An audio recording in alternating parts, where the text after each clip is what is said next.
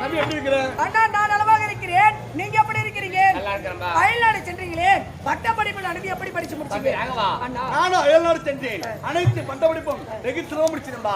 எந்த ஒரு குறைமில்லை. தம்பி நம்முடைய அரண்மனையிலே நம்ம தாய் தந்தை எப்படி இருக்காங்க? அண்ணா அரண்மனையில் தாய்க்கு தந்தைக்கும் யாருக்கு எந்தவித குறையுமே கிடையாது. அனைவருமே சந்தோஷமாக இருக்கிறாங்க. அது மட்டும் இல்லையா, நீங்க எப்போது தாயகம் திரும்பி என்று அனைவருமே வடிவேலி வெடி வைத்து காத்துக் கொண்டிருக்கிறாங்க. அண்ணா அதெல்லாம் போக விடுங்க. இங்க பாருங்க, இந்த மணிபுரி நாட்டை நம்முடைய தந்தை இப்போது சிறப்போடு அரசாட்சி செய்து கொண்டிருக்கிறார். ஒரு நேரத்தில் நம்முடைய தந்தைக்கு வயது முதிர்ந்து விட்ட பிறகு நாம் இருவரும் தான் ஒன்றாக சேர்ந்து இந்த நாட்டை அரசாட்சி செய்ய போகிறோம். அப்படி நாம் இருவரும் அரசாட்சி செய்யும் போது நம்முடைய நாட்டு மக்களை எப்படி பாதுகாப்பது? சரியான கேள்வி. தம்பி ராகவா, இந்த மனிதர் நாட்டை நம்முடைய தந்தை இப்போது சீரோடு சிறப்போடு ஆட்சி செய்கிறார். ஒரு நேரத்தில் அவர் நம்மை விட்டு பிரிந்து விட்டார். இந்த மனிதர் நாட்டை எப்படி என்ன அரசாட்சி செய்வது கேட்கிறாயா? தம்பி, நாட்டு மக்களுக்கு வர குறை என்றால் அதை கொட்டோடைத்தான் சாரு. நம்முடைய நாட்டு மக்களை எப்படி பாதுகாக்க, நம்முடைய நாட்டு மக்களை கண்ணில் இமை காப்பதால் காக்க வேண்டும். எப்படி?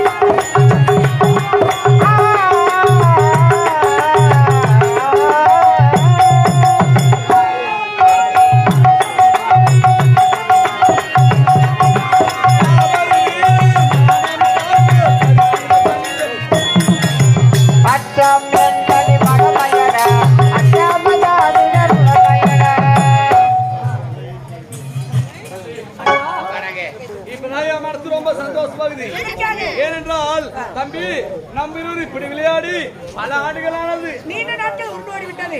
அண்ணா இப்படி ஆடி பாடி கொண்டிருந்தால் நேரம் போவது தெரியாது.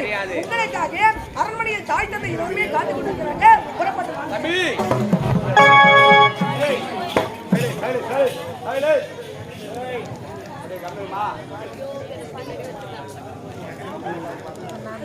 தம்பி நானும் சின்ன சிறு வயதில் அயல்நாடு சென்றேன். படி முடிச்சு தாய்நாடு வந்தேன். எனக்காக நம்முடைய அரண்மனையை நம்முடைய தாய் தந்தை காத்துக் கொண்டிருக்கிறார். தம்பி நம்முடைய தாய் தந்தை பார்ப்பது முன்பதாக எனக்கு ஒரு முக்கியமான வேலை இருக்கிறார். என்ன சொல்றீங்க? எவ்வளவோ நாட்கள் கழித்து இப்போதான் நம்முடைய தாயகமே திரும்பி வந்திருக்கிறீங்க. அதுக்குள்ளாக நம்முடைய தாய் தந்தை பார்ப்பதற்கு முன்பதாக ஒரு முக்கியமான வேலையா? அண்ணா நீங்க என்ன செய்றீங்க? அந்த முக்கியமான வேலையை என்னிடத்துல ஒப்படைங்க. நான் போய் செய்துட்டு வரேன். நீங்க போய் அப்பா அந்த முக்கியமான வேலை நீ செய்ய போறியா?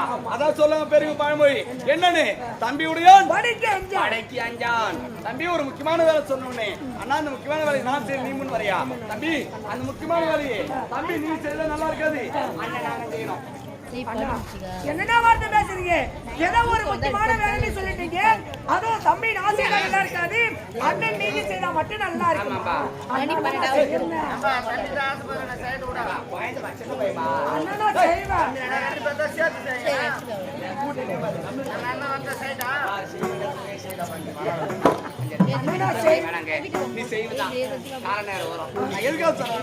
நீ சின்ன சிறியவன், உலக அனுபவம் தெரியாதவன். நான் யாரு? படித்தவன், பண்புள்ளவன், பல நாடு சென்றவன். அந்த முக்கியமான வேலை அண்ணா நான் செய்ய போட. அண்ணா என்னடா இது? ஏதோ ஒரு முக்கியமான வேலைன்னு சொல்லிட்டீங்க. விட்டுட்டே செய்ய போறேன்னு சொல்றீங்க. சரி உங்களுடைய விருப்பம் வேண்டாம்னு சொல்ல சீக்கிரமா போயிட்டு அந்த வேலையை பார்த்து முடிச்சிட்டு உடனே அரண்மனைக்கு வாங்க. நீங்க வந்த விஷயத்தை அம்மா சொல்லு, அம்மாட்ட சொல்லுங்க. தம்பினா இப்படி இருக்கணும். தம்பி ஒரு முக்கியமான வேலை சொன்னேன். அந்த முக்கியமான வேலையை நான் செய்யணும் அவன் சொல்லலாம். முக்கியமான வேலை சொன்னேன் என்ன தெரியுமா? நானும் சிறு வயதிலிருந்து ஏமியான குடும்பத்தை பிறந்த ரோஜா என்ற பெண்ணை நான் காதலிக்கிறேன். அந்த வேலை அவன் செய்ய போறான். என் தாய்த்ததை முன்பாக போய் என் அருமை காதலி ரோஜா பார்த்துருந்தா பிறகு என் அப்பா அம்மையோ ரோஜா